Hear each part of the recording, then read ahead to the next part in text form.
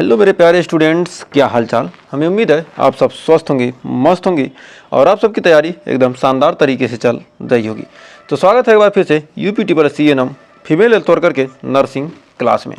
एकदम शानदार तरीके से आज हम पढ़ने वाले हैं मिडवाइफरी का लेक्चर नंबर 81।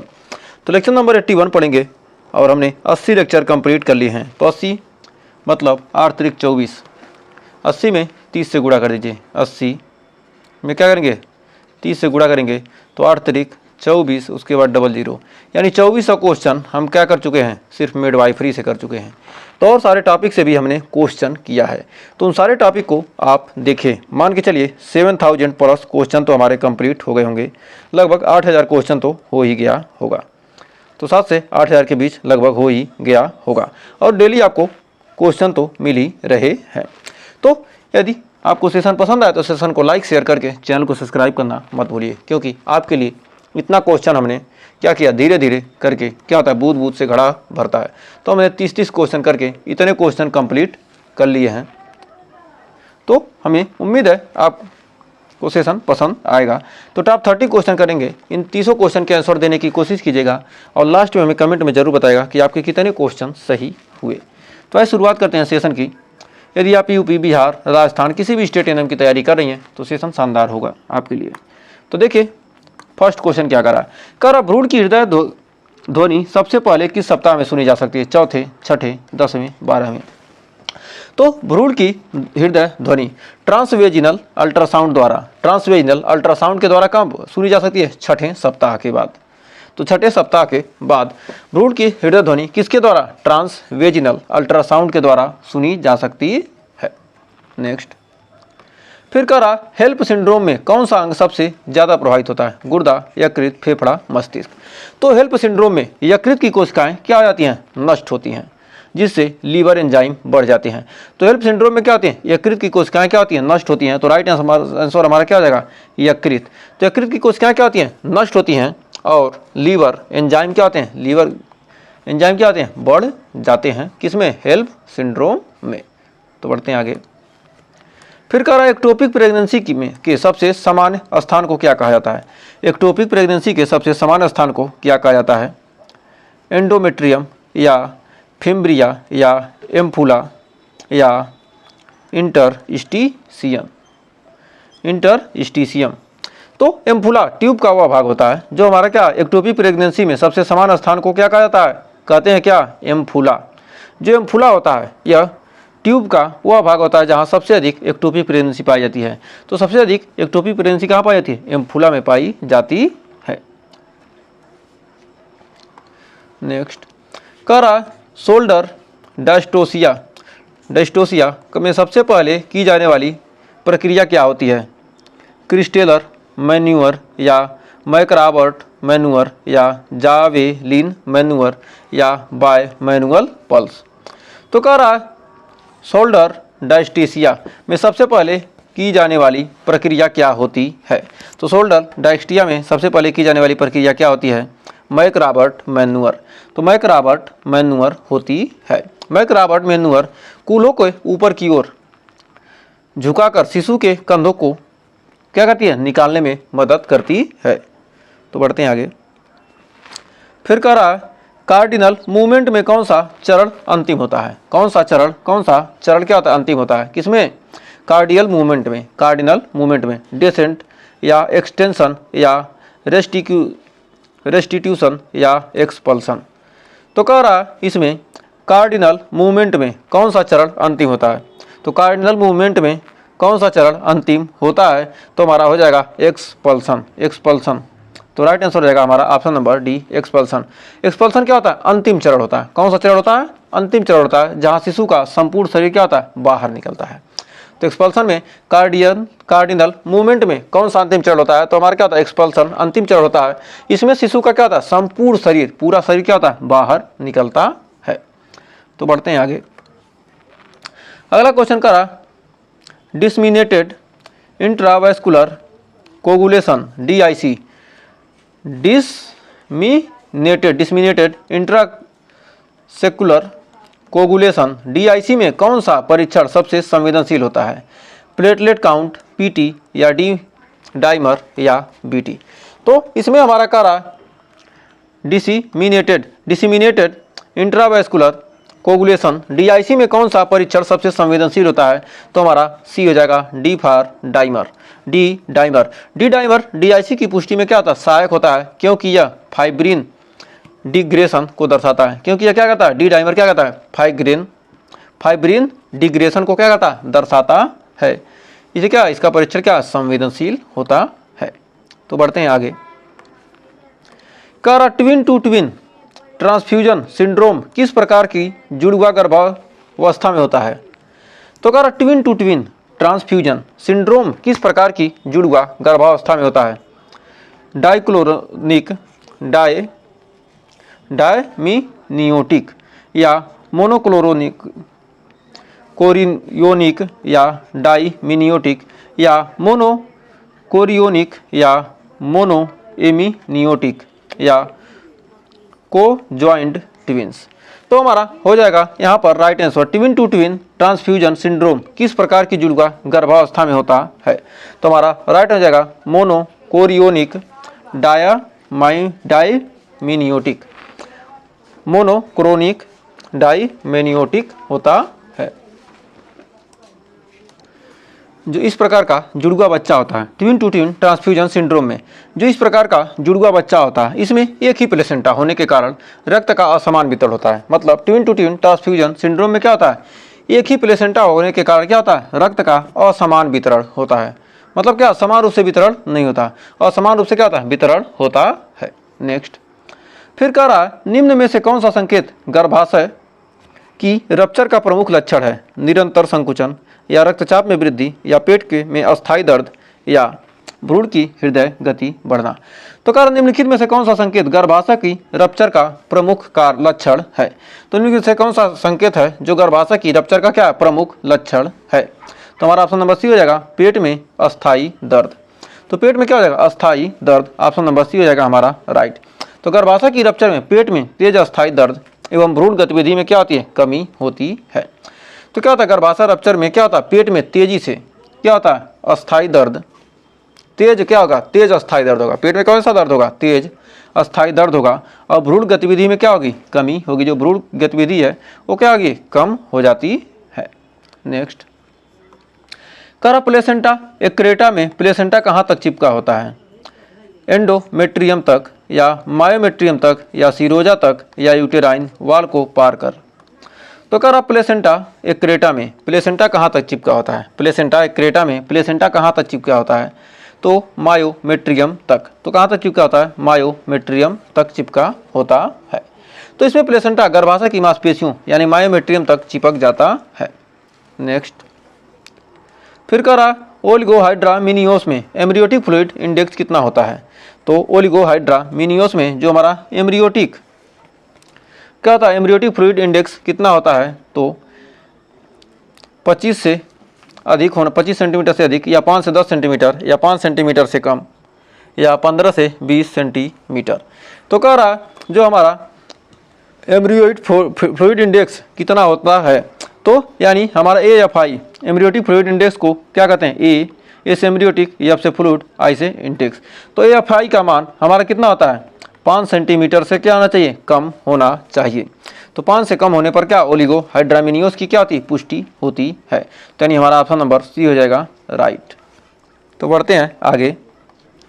तो देखिए हमारा अगला क्वेश्चन क्या कर रहा है? अगला क्वेश्चन कर रहा है क्लोमीफेन साइट्रेट किस स्थिति में के उपचार में उपयोग होता है? गर्भाशय, फाइब्राइड या अंडोत्सर्ग दोष या एक्टोपिक गर्भावस्था या एंडोमेट्रियोसिस। तो कह रहा क्लोमीफेन साइट्रेट किस स्थिति में उपचार में उपयोग होता है? तो हमारा राइट आंसर हो जाएगा अंडोत्सर्ग दोष। तो अंडोत्सर्ग दोष, तो हमारा कौन सा दोष हो जाएगा? अंडोत्सर्ग दोष हो जाएगा।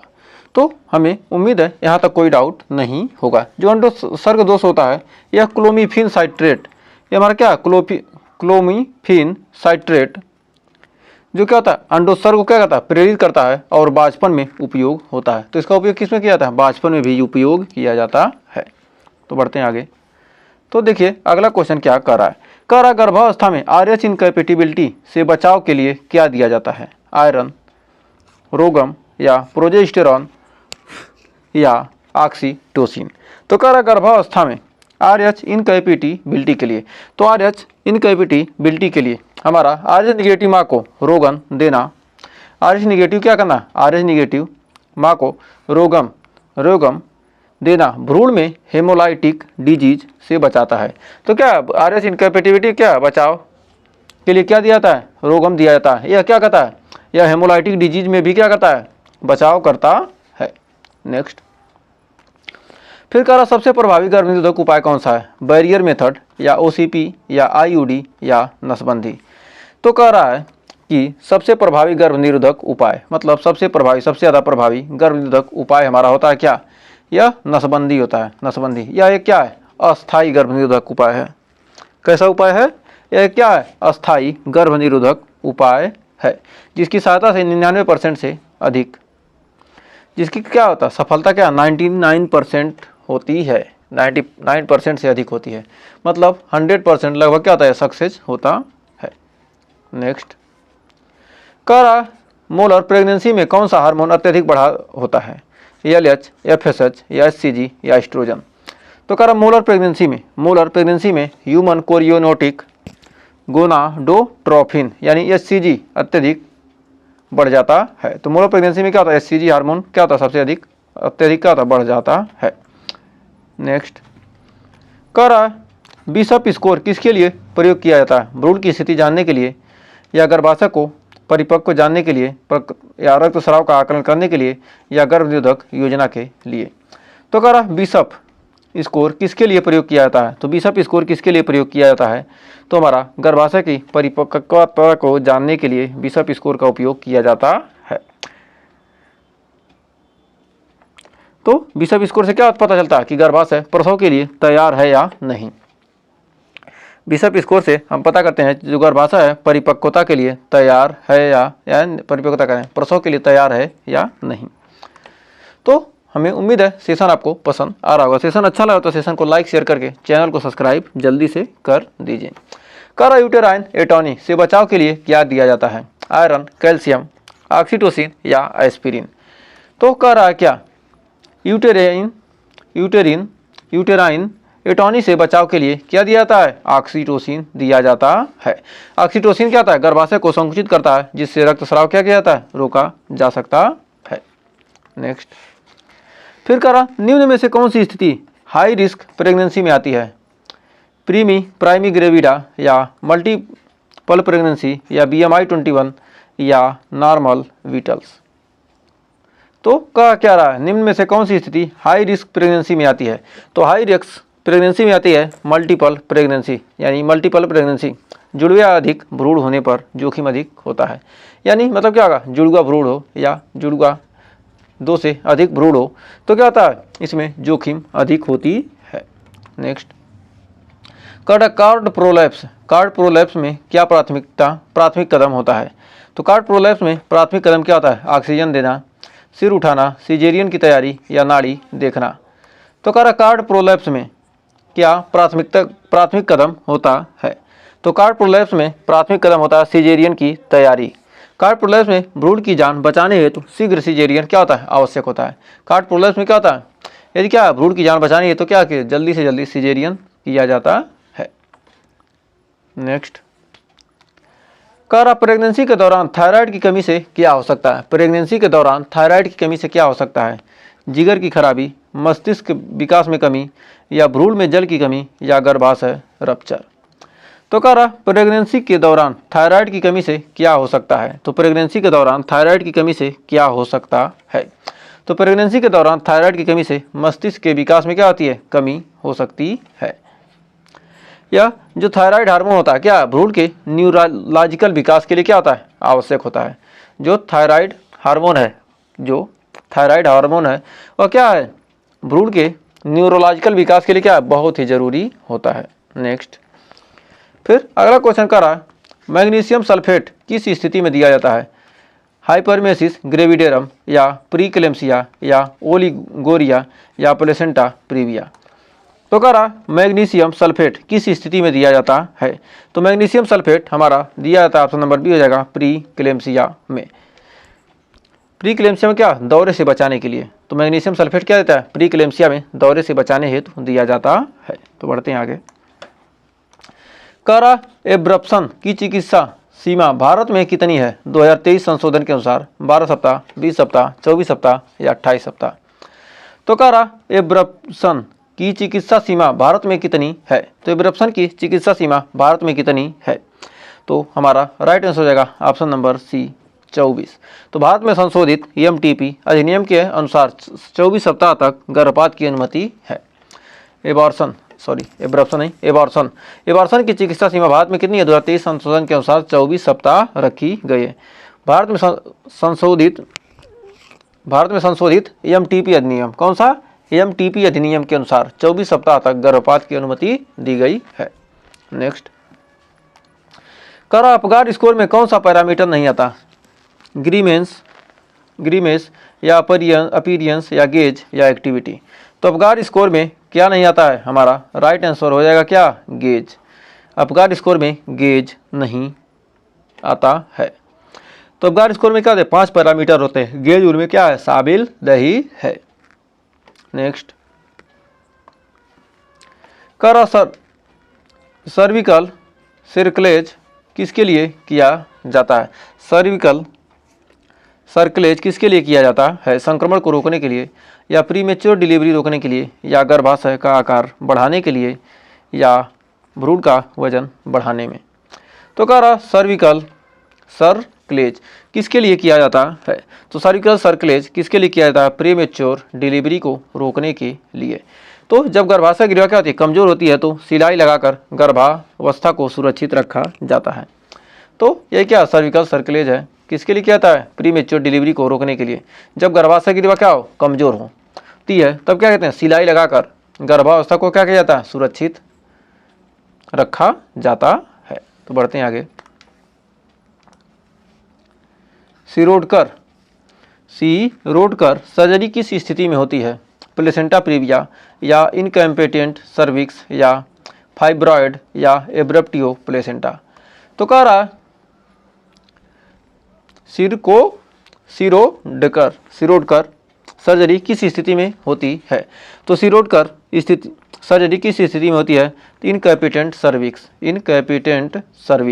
यानी सिरोडकर तकनीक द्वारा ग्रीवा को टाँका जाता है ताकि गर्भ न गिरे। तो सिरोडकर तकनीक के द्वारा क्या किया जाता है, सर्जरी के द्वारा क्या किया जाता है, ग्रीवा को टाँका जाता है, मतलब टाँका लगाया जाता है ताकि गर्भ न गिरे। ये क्या है, इनकैपिटेंट सर्विक्स।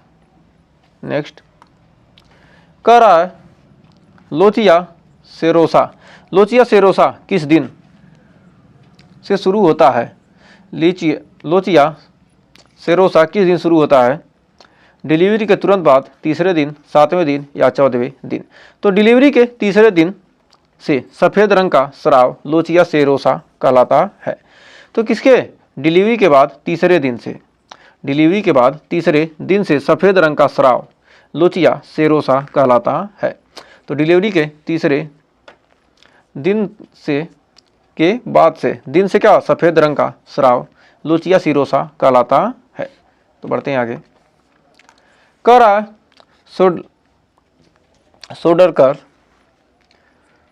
शोल्डर डायस्टोसिया में सबसे बड़ा खतरा क्या होता है। शोल्डर डायस्टोसिया में सबसे बड़ा खतरा क्या होता है, हड्डी टूटना, ब्रेक्सियल प्लेक्स इंजरी, या रक्तस्राव, या श्वसन अवरोध। तो कह रहा शोल्डर डायस्टोसिया में सबसे बड़ा खतरा क्या हो जाता है। तो इसमें होता है ब्रेक्सियल प्लेक्सस इंजरी। इसमें नवजात की हाथ की नसें खिंच जाती हैं जिससे लकवा हो सकता है।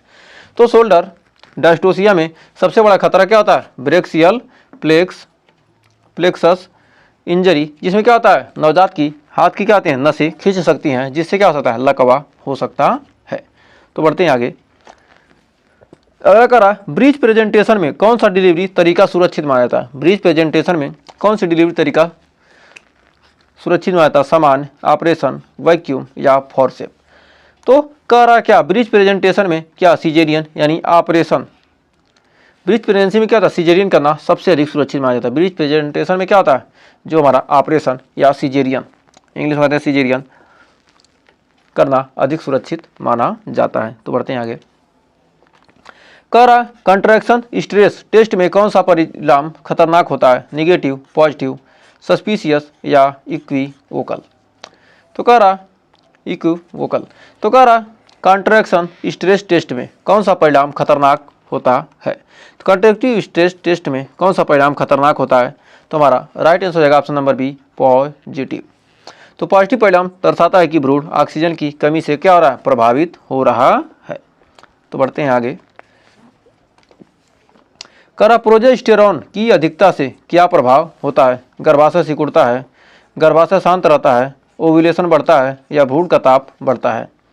तो कह रहा प्रोजेस्टेरॉन की अधिकता से क्या प्रभाव होता है? तो प्रोजेस्टेरॉन की अधिकता से क्या प्रभाव होता है? तो हमारा right answer option number B, गर्भाशय शांत रहता है। प्रोजेस्टेरॉन क्या है? गर्भावस्था बनाए रखने में सहायता करता है। तो बढ़ते हैं लास्ट क्वेश्चन की तरफ। तो लास्ट क्वेश्चन कह रहा है कॉर्ड क्लैंपिंग आदर्श रूप से कब करना चाहिए? कॉर्ड क्लैंपिंग आदर्श रूप से कब करना चाहिए? जन्म के तुरंत बाद, 1 मिनट बाद, जब तक कार्ड धड़क रहा हो या 5 मिनट बाद। तो कह रहा है कार्ड क्लैंपिंग आदर्श रूप से कब करना चाहिए? तो कार्ड क्लैंपिंग आदर्श रूप से कब करना चाहिए? तो right answer option number B हो जाएगा 1 मिनट बाद। देरी से कार्ड क्लैंपिंग करने से नवजात को अतिरिक्त खून और आयरन प्राप्त होता है। तो देर से करने 1 मिनट बाद करना चाहिए। कार्ड क्लैंपिंग आदर्श रूप से कब करना चाहिए? 1 मिनट बाद, क्योंकि देरी से कार्ड क्लैंपिंग करने से नवजात को क्या होता है? अतिरिक्त खून और आयरन प्राप्त होता है।